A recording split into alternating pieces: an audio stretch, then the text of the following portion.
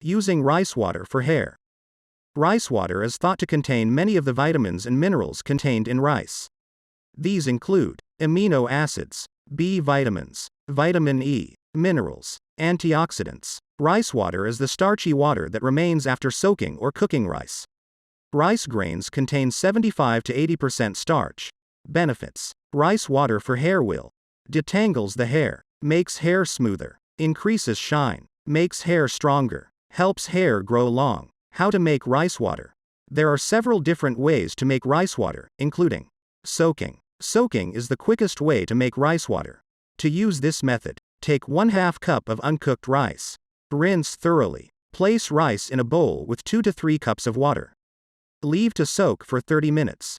Strain the rice water into a clean bowl. Boiling. Another way to make rice water is by boiling the rice.